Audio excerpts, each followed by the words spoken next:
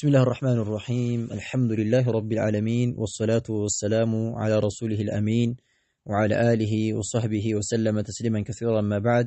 يقول الشيخ رحمه الله تعالى رحمة واسعة في كتابه دروس المهمة لعامة الأمة.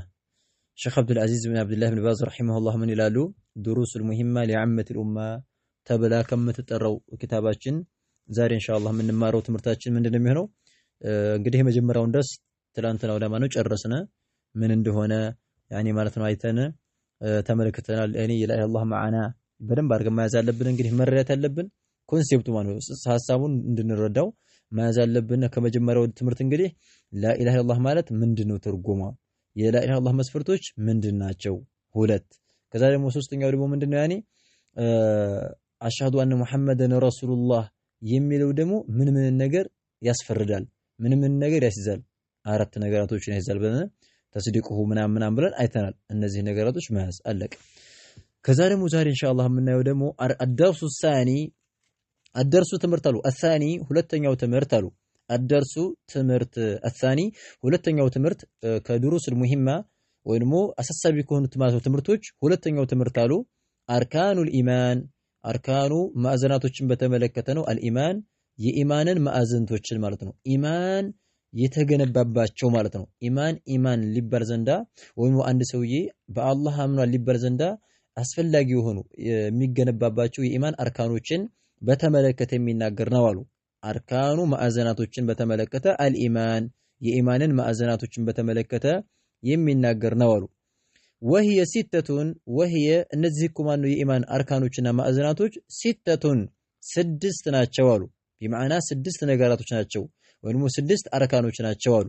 ወሄ እነዚህ እኮ ማለት ነው አርካኖች ሲተቱን ስድስት ማለት ነው አርካኖች ናቸው። ስለዚህ ኢማን የተገነባው በስንት ነው?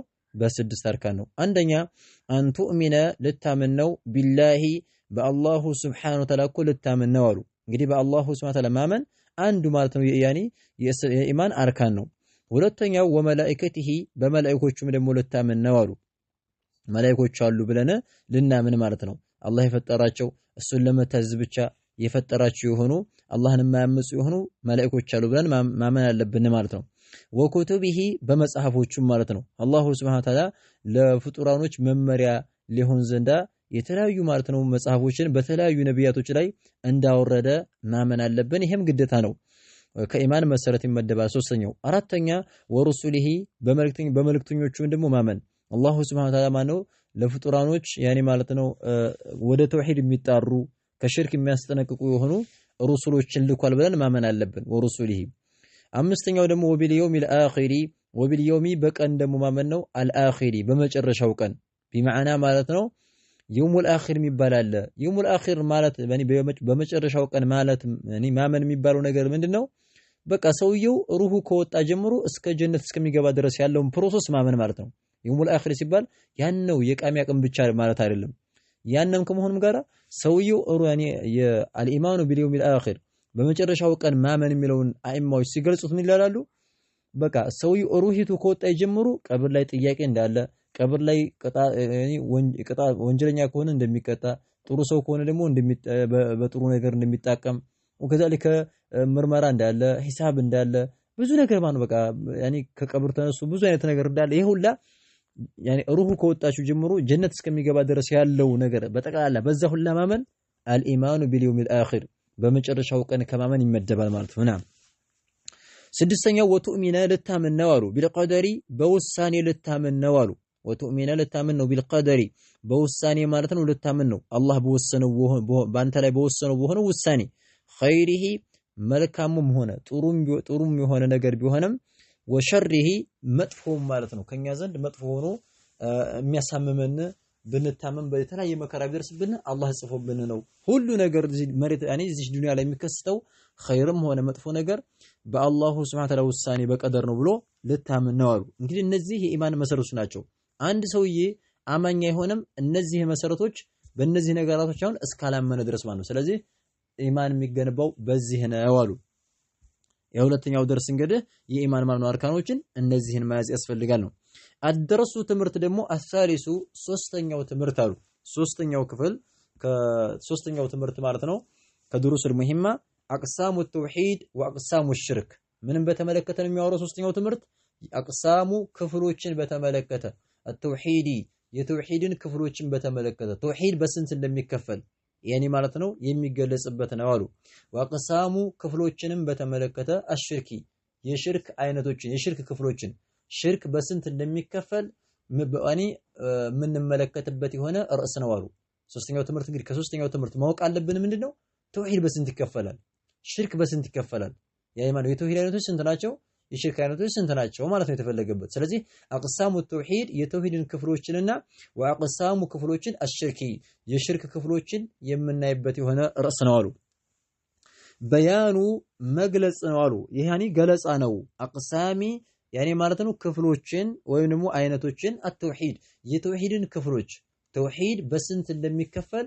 የሚገለጽበት ነው አሉ ያኔ ምን አሉ ወህየ ተውሂድ እኮ የተውሂድ አይነቶች ያኔ ተውሂድ እኮ ነዓም የተውሂድ አይነቶች ወህየ ማለት የተውሂድ አይነቶች እኮ ሰላሰቱን ሶስት ናቸው አሉ በማዕና ተውሂድ ወደ ስንት ይከፈላል አሉ ወደ ሶስት ይከፈላል የተውሂድ አይነቶች ስንት ናቸው ብንባል ልክ ኹዝ ላይ እንደቀራ ነው ተውሂድ በስንት ይከፈላል በሶስት ማለት ነው ስለዚህ ወህየ እንደዚህ እኮ የተውሂድ አይነቶች ሰላሰቱን ሶስት አይነቶች ናቸው አሉ አንደኛው ተውሂድ الربوبيه ያኒ ማለት ተውሂድ ተብሎ ያኒ ተውሂድ الربوبيه ተብሎ ይጠራል ይሄ ስያሜው ነው አንዱ የተውሂድ አይነት ተውሂድ الربوبيه ኹዝ ላይ ስንቀራት እዚህ ላይ እንደሆነ ምን ብለን የጠራነው ተውሂድ الرب አላህን በጌትነቱ መነጠል አሁንም እዚህ ላይ ተውሂድ الرب ይባላል አንዱ ያንም ተውሂድ الربوبيه ብንለው አንድ ነው ማለት ነው ስለዚህ አላህ ያኒ ትርጓሜው ወደፊት ይመጣልናል ተውሂድ الرب ያኒ ማለት አንደኛው የተውሂድ አይነት ምንድነው ተውሂድ الرب ይባላል ሁለተኛው ተውሂድ الالوهيه ተውሂዱ አልኡሉሂያ አላህን በአምልኮ መነጠል የሚለው ተውሂድ ማለት ነው እዛ ላይ ኹዝ ላይ ምን ብለው ላይ ያመጡት ተውሂዱ አልኢላህ ብለን አይደል የተመለከተው እዛ ላይ ኢላህ ተውሂዱ አልኢላህን ብንለው ተውሂድ አልኡሉሂያን ብንለው አንድ ነው ስያሜው በቃ ተርጓሚው አንድ ነው ስያሜው ብቻ ስሙ እየበዛ ነው እንጂ ተውሂዱ አልኢላህ ማለት አላህን በአምልኮ መነጠል የሚለው የተውሂድ አይነት ማለት ነው ተውሂድ አልኡሉሂያ ማለት አላህን በአምልኮ አይነት ያኒ ማን በአምልኮ በጥላላ መነጠል የሚለው የተውሂድ አይነት ሁለተኛው ነው ሶስተኛው የተውሂድ አይነት ተውሂዱ አልአስማኢ ወሲፋት ተውሂድ መነጠል የሚለው ነው አልአስማኢ የአላሁ ሱብሃነሁ ወተዓላ ስሞችን ለአላህ ብቻ ማድረግ ወሲፋት ባህሪያቶቹን ማለት ነው አላህ የሚገለጽባቸው ምርጥ ባህሪያቶች አሉት ለአላህ ብቻ ማድረግ ሶስተኛው የተውሂድ ክፍል ነው ማለት ነው ስለዚህ ተውሂድ በስንት ይከፈላል ብንባል በሶስት ይከፈላል ተውሂድ الربوبيه ተውሂድ الالوهيه ተውሂድ الاسماء والصفات ከዚህ ውጪ ሌላ ክፍያ አራተኛ አምስተኛ ቢመጣ ይሄ አንቀበልም የራስህ ፍልስፍና ነው እንጂ የለም ቁርአን ላይ የመጣው እነዚህ ናቸው ብለን እንከለክላማ ነው ስለዚህ ሶስት የተውሂድ አይነት እንዳለ ማመን ያስፈልጋል ማለት ነው ትርጉማቸውን ስንመለከት ሊያብራሩት ነው ሸኺየው አማሉ ተውሂዱ መነጠልማ አርቡብየቲ አላህ ያኒ አላሁ ሱብሃነሁ ወተዓላ በጌትነቱ ማለት ነው መነጠል የሚለው የተውሂድ አይነት አሉ አማ ተውሂዱ መነጠልማ አርቡብያ አላህን ማን ነው በጌትነቱ በፈጣሪነቱ መለየት የሚለው የተውሂድ አይነት አሉ ተርጓሚውን ሲፈልጉ በማዕና ተውሂድ الربوبيه የሚለውማ فهو ይሄኮ ተውሂድ الربوبيه የሚባለው الإيمان ما من نوال فهو يحكو توحيد الربوبية الإيمان ما من نو يعني بأن الله لك خزل عندنا مالتنا الإيمان ما من نو بأن الله سبحانه وتعالى بمهون ما من نو سبحانه تراتش يتقبو جتا بمهون ما من نو من بمهون الخالق فتارو السبتشا فتار عندهنا مي فترو السبتشا نبلو ما من نو لكل لهلم شيء لهلم نجر مالتنا لكل شيء ለሁሉም ነገር ማለት ነው ፈጣሪው ጌታው ያኒ ማለት የሚፈጠረው አላሁ ሱብሃነሁ ወተዓላ ብቻ ነው ብሎ ማመን ነው አሉ ወልሙተሰሪፉ የሚያገላብጠው ማለት ነው ሙተሰሪፍ ማለት ነው የሚያስተናብረው ፀሐይ በዚህ እንዲወጣ በዚህ እንዲገባ ዝናብ እንዲመጣ ዝናብ እንዲቀር እታላኺ ሰው እንዲሞት እንደዚህ እንዲሆን ማለት ነው የሚያደርገው ይሄ ማስተናበር ይባላል ወልሙተሰሪፉ የሚያስተናብረው እሱ ብቻ ነው ብሎ ማመን ነው ፊ ውስጥ ማለት ነው ኩሊ በሁሉም ሸይን በሁሉም ነገር ውስጥ ማለት ነው የሚያስተናብረው ነገራቶችን በቃ እዚህ ዱንያ ላይ እዚህ ዓለም ላይ አስተናባሪው እሱ ብቻ ነው ብሎ ማመን ነው አሉ ላ ሸሪከ ተጋሪ የለውም ለሁ ለሱኮ ለአላህ ተጋሪ የለውም ፊ ذلك በዚህ ላይ አሁን በጠቀስናቸው ላይ ማንንም ተጋሪ የለውም ብሎ ማመን ነው ማለት ነው ፊ ذلك ማለት በዚህ በጠቀስናቸው ምንድነው የጠቀስነው ፈጣሪ ነው ብሎ ማመን ወልሙተሰሪፍ አስተናባሪ ነው ሁሉም ነገር የሚፈጠረው እሱ ነው ሁሉም ነገራቶችን ደግሞ የሚያስተናብረው እሱ ነው ብሎ ማመን በዚህ ላይ አንድም ተጋሪ የለውም ላ ሸሪከ ለሁ ለሱ አጋር የለውም ብሎ ማመን ነው። في ذلك በዚህ ላይ ምንም አይነት አጋር የለውም ብሎ ማመን ነው። ይሄ እንግዲህ ተውሂድ ሩብያ ይባላል። ኹዝም ላይ እንደቀራ ነው። ይሄ ነው ትርጓሜ ማለት ነው። ወአማ ተውሂዱ አልኡሉሂየቲ ተውሂዱ መነጠል የሚለው አልኡሉሂያ አኒ አላህን በአምልኮ መነጠል የሚለው የተውሂድ አይነት ፈሁወ ትርጓሜው ማለት ነው። ፈሁወ ይሄ ተውሂድ አልኡሉሂያ ማለት አልኢማኑ ማመን ነው።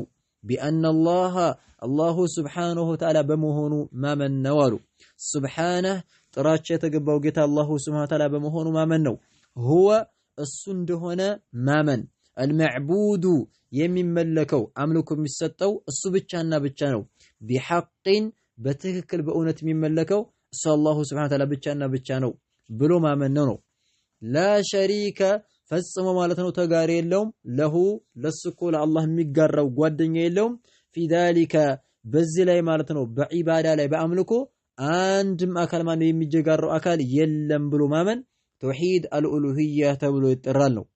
ወሁወ ይህ ትርጓሜ ደግሞ ማለት ነው ቢማዕና አላህ ብቻ ነው በእውነት የሚመለከው ከሱ ውጭ የሚመለክ አምላክ የለም ብሎ ማመን መዕና ጽንሰ ሐሳብ ነው፣ ትርጓሜ ነው። ላኢላሃ ኢለላህ ላኢላሃ ኢለላህ የሚለው ቃል ማለት ነው ትርጓሜ ነው አሉ። የላኢላሃ ኢለላህ ትርጓሜ ምንድን ነው? ላ መዕቡደ ቢሐቅን ኢለላህ በእውነት በሐቅ ማለት ነው የሚመለክ የለም አላሁ ስብሓነሁ ወተዓላ ማለት ነው ብቻና ብቻ እንጂ ከሱ ውጭ ማለት ነው አንድም ማለት ነው በእውነት የሚመለክ የለም። ከአላህ ውጭ ቢመለክም በውሸት ነው ብሎ ስለሆነ ስለዚህ ማዕናው የላኢላሃ ኢለላህ ማዕና አላህ ፈጣሪ ነው ወዛቂ ነው ብሎ ማመን ሳይሆን ያነ ከማዕናዋ ውስጥ ነው እንጂ የሷ ማዕና ምንድነው? አላህን በአምልኮ መነጠል የሚለው ማለት ነው። ስለዚህ ተውሂድ አልኡሉሂያ ማለት የላኢላሃ ኢለላህ ማዕና ነው እያሉ ነው። ወሁወ የተውሂድ አልኡሉሂያ ትርጓሜ ማዕና ጽንሰ ሐሳብ ነው። ላኢላሃ ኢለላህ የሚለው ቃል ማለት ጽንሰ ሐሳብ ነው። ምክንያቱም ፈኢነ መዕናሃ ትርጓሜው ቃሉ ፈኢነ መዕናሃ ቀጥሎ ማለት ነው ያለው 5 ቁጥር ላይ ያለው ማለት ነው።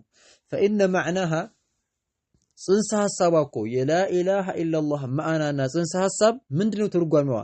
ያኒ የላኢላሃ ማዕና ተናል አይደለ? ላ መዕቡደ ፈጽሞ የሚመለክ የለም ሐቁን በእውነት የሚመለክ የለም ኢለላህ አንድ አላሁ ስብሓነሁ ወተዓላ ብቻና ብቻ እንጂ ከሱ ውጭ ማነው በእውነት የሚመለክ አንድም የለም ብሎ ማመን ይሄ ነው ማዕናዋ ማለት ነው። ስለዚህ ላ መዕቡደ በእውነት የሚመለክ የለም ናም ላ መዕቡደ ፈጽሞ የሚመለክ የለም ሐቁን በእውነት በትክክል የሚመለክ የለም ኢለላህ አላሁ ስብሓነሁ ወተዓላ ብቻ እንጂ ሌላ አካል የሚመለክ የለም ብሎ ማመን ይሄ ነው እንግዲህ አሉ ተውሂድ አልኡሉሂያ ወይም ደግሞ የላኢላሃ ኢለላህ ማዕና ይሄ ነው። ስለዚህ የላኢላሃ ኢለላህ ማዕና ይሄ ከሆነ ተውሂድ አልኡሉሂያ ደግሞ ምንድነው እያልን ነው? አሁን በአላህ ማመን ነው በአምልኮ የሚሰጠው እሱ ብቻና ብቻ ነው ብሎ ማመን ነው ብለን እያልን ስለሆነ ማለት ነው።